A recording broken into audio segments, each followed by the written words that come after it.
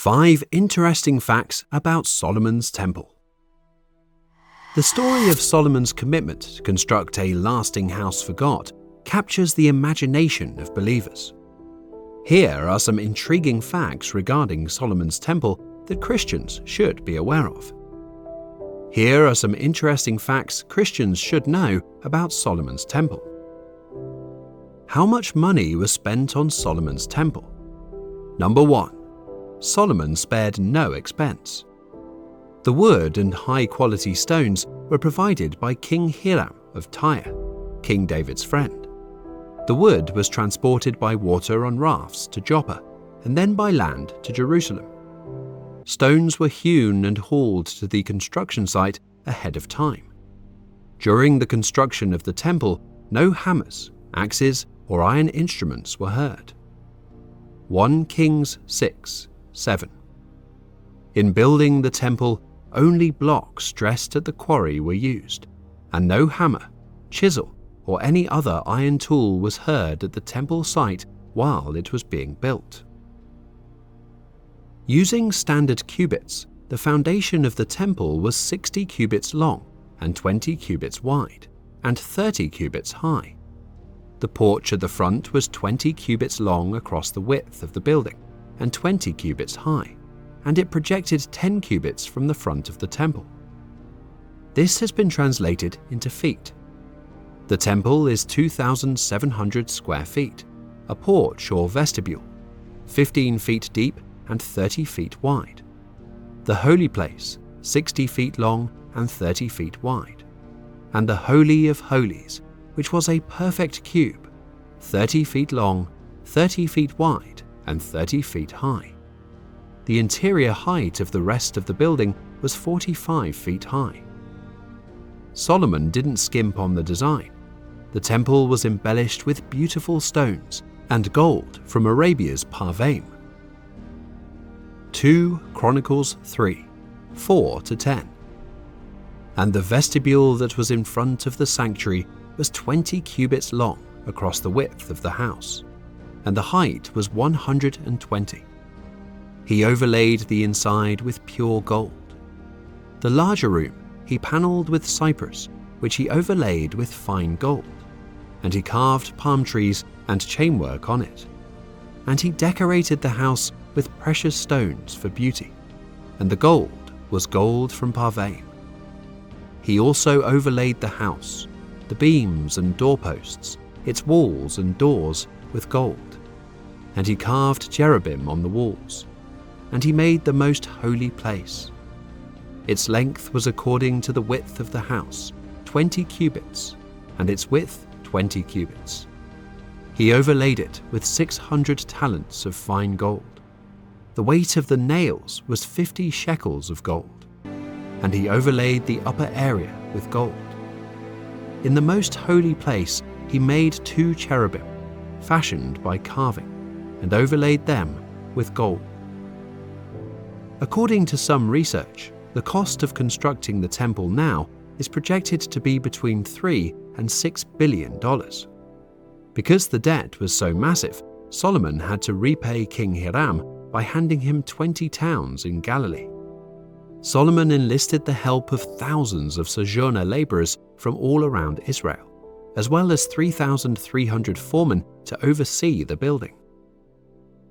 1 Kings 5:13-18, New King James Version. Then King Solomon raised up a labor force out of all Israel, and the labor force was 30,000 men. And he sent them to Lebanon, 10,000 a month in shifts. They were 1 month in Lebanon and 2 months at home. Adoniram was in charge of the labor force. Solomon had 70,000 who carried burdens, and 80,000 who quarried stone in the mountains, besides 3,300 from the chiefs of Solomon's deputies, who supervised the people who labored in the work.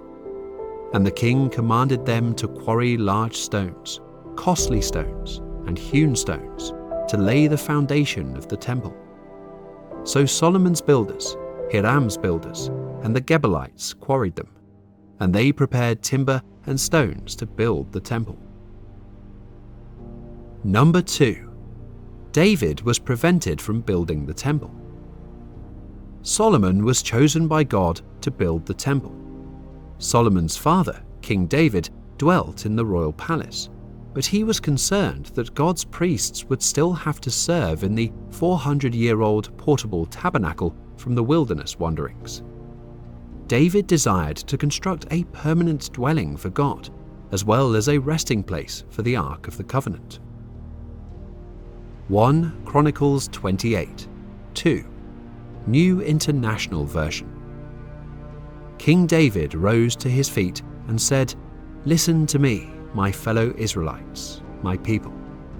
I had it in my heart to build a house as a place of rest for the Ark of the Covenant of the Lord, for the footstool of our God, and I made plans to build it."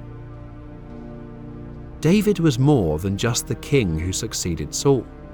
He was the Lord's sovereign choice to establish a dynasty through which the promised Messiah, the Lord Jesus Christ, would come. David, who had been a fugitive in the woods fleeing King Saul, was now a king residing in a palace. David was well aware of God's favor on him. That motivated him to pay a visit to the Lord's prophet. He told Nathan that he was uncomfortable living in his cedar castle while the Ark of God was kept in a tent. Nathan encouraged David to do anything he wanted, since he sensed the king's zeal for God and knew God was with him. But the Lord had different ideas. That night, God spoke to Nathan about David. When it came to building a temple, God basically said, "Thanks, but no thanks." God had never demanded a dwelling from the Israelites from the time of the Exodus until the reign of David, so David had no need to feel sorry for God. Instead, God reminded David that he had raised this shepherd boy from humble beginnings and made him king, just as he had raised Israel from slavery and planted them in their land. God, far from being in need of sustenance, had always been the provider, and have done ever since the time I appointed leaders over my people Israel. I will also give you rest from all your enemies. The Lord declares to you that the Lord himself will establish a house for you. When your days are over and you rest with your ancestors, I will raise up your offspring to succeed you, your own flesh and blood, and I will establish his kingdom. He is the one who will build a house for my name, and I will establish the throne of his kingdom forever. I will be his father, and he will be my son. When he does wrong, I will punish him with a rod wielded by men, with floggings inflicted by human hands. 15. But my love will never be taken away from him, as I took it away from Saul, whom I removed from before you. Your house and your kingdom will endure forever before me. Your throne will be established forever. 2 Samuel 7, 11-16. Don't miss the shock value of this statement. The Lord himself will make a house for you. God was engaging in wordplay. Instead of David building God a house, that is, constructing a temple for him, God would build David a house. That is, he would raise up a kingly dynasty for him. God promised that he would create David's descendants' kingdom. It was this king who would build a house, a temple, for the name of the Lord. God would be his father, and the king would be his son. God would reprimand him if he rebelled, but his loyal love would never leave him. As a result, David's house, kingdom, and throne would be established for all time. Clearly, David's son Solomon would be the immediate fulfillment of these prophecies. God would definitely build his empire, ushering in the golden age of Israel. The temple would be built by Solomon, and if Solomon or any later monarch sinned, God's discipline would be removed. Jesus, in his humanity, is a descendant of David and heir to the throne. When Nathan conveyed all of this to David, the king was overwhelmed. He answered with a prayer of honor and humble worship, acknowledging his unworthiness. He asked God, "Who am I, that you have brought me this far?" David was a strong military king who united the Israelite tribes, conquered Jerusalem, and selected Mount Moriah as the location for a future temple. The honor and responsibility of building the temple would go to his son Solomon, whose name means peace. Number 3. The temple was Solomon's crowning achievement. The temple was not only intended to be a site of sacrifice, but also to inspire Israel to reject the idols of surrounding nations and Canaanite bad practices. King Solomon had the means to construct. He inherited his father's kingdom and immense wealth, but he also amassed a substantial personal fortune. Solomon was known as an ambitious public works builder, and his crowning achievement was the construction of the temple. Mount Moriah was the location where God appeared to David. Genesis 22, 1-2. Sometime later, God tested Abraham. He said to him, "Abraham." "Here I am," he replied. Then God said, "Take your son, your only son whom you love, Isaac, and go to the region of Moriah. Sacrifice him there as a burnt offering on a mountain I will show you." Construction on the temple began after David's death. If Solomon reigned from 970 to 930 BC, the temple construction began in 966 BC. Accounts of the building are given in 1 Kings 5-8 and 2 Chronicles 2-4. A summary in 1 Kings 6 conveys the measurements: windows high up in the temple walls, side rooms, quarried stones, stairway to merge 3 levels, wood panels and flooring, elaborate carvings, gold overlay in the whole interior, and on the altar in the inner sanctuary, cherubim constructed from olive wood and overlaid with gold, and olive wood and juniper doors. Number 4. A huge celebration. At its completion, Solomon declared a huge inauguration celebration to dedicate the building in 953 BC. A sermon and a dedication offering of 22,000 oxen and 120,000 lambs were part of the ceremony. Then Solomon declared a 14-day feast. His dedication prayer was a mix of praise, exaltation of God, and encouragement to the people. Solomon thanked God for his faithfulness to his covenant people. He gave the people hope for the future by promising them that God would hear them from the temple. It would be a haven for them, as well as a place for people from other countries to pray. 2 Chronicles 7, 1-6. When Solomon finished praying, fire came down from heaven and consumed the burnt offering and the sacrifices, and the glory of the Lord filled the temple. The priests could not enter the temple of the Lord because the glory of the Lord filled it. When all the Israelites saw the fire coming down and the glory of the Lord above the temple, they knelt on the pavement with their faces to the ground, and they worshipped and gave thanks to the Lord, saying, "He is good. His love endures forever."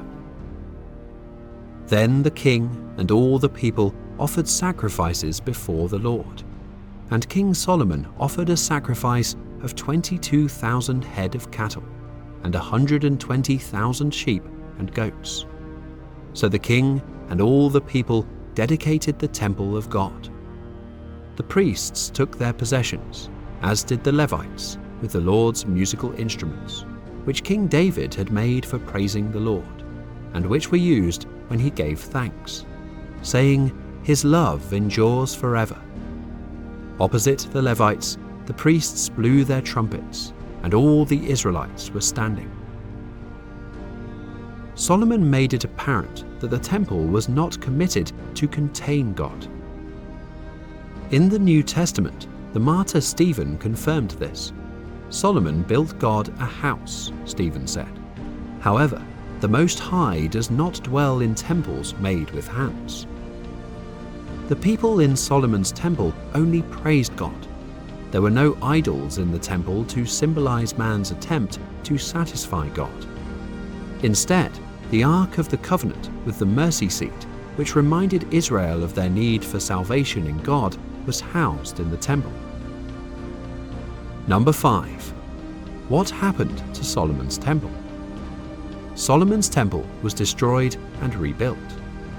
Solomon's heart eventually drifted away from God. When he died, the country, which was already in decline, was split in two, with two alternate places of worship in Bethel and Dan, and idolatry likewise became a part of Israel's spiritual culture. 1 Kings 12, 25-30. Then Jeroboam fortified Shechem in the hill country of Ephraim and lived there. From there he went out and built up Peniel. Jeroboam thought to himself, "The kingdom will now likely revert to the house of David. If these people go up to offer sacrifices at the temple of the Lord in Jerusalem, they will again give their allegiance to their Lord, Rehoboam, king of Judah. They will kill me and return to King Rehoboam." After seeking advice, the king made 2 golden calves. He said to the people, "It is too much for you to go up to Jerusalem. Here are your gods, Israel, who brought you up out of Egypt." One he set up in Bethel, and the other in Dan. And this thing became a sin. The people came to worship the one at Bethel and went as far as Dan to worship the other. For 367 years, the temple's wealth and importance fell. Jeremiah 25 foretold the destruction of Jerusalem and the captivity of the people. The Babylonians under King Nebuchadnezzar II plundered and destroyed the temple on Mount Moriah, now known as the Temple Mount, in around 587 BC. A second temple was afterwards built on the same site, as recorded in Ezra. The second temple and surrounding regions were then enlarged and expanded by Herod, the appointed ruler of Judea, during the 1st century AD. This rebuilt temple included a restored porch, described as Solomon's colonnade in Acts 5:12. Acts 5:12. The apostles performed many signs and wonders among the people, and all the believers used to meet together in Solomon's colonnade. Herod's temple would be destroyed, Jesus told his disciples. Luke 21:5-6. And indeed, the Romans under Emperor Vespasian destroyed it during the siege of Jerusalem in AD 70. Only a small portion of the retaining wall remains, the so-called Wailing Wall. Jesus stated the temple site would continue to be trampled by the Gentiles until the times of the Gentiles are fulfilled. Solomon's impact was greatly affected when he turned his heart from the Lord. To find out how that happened, click here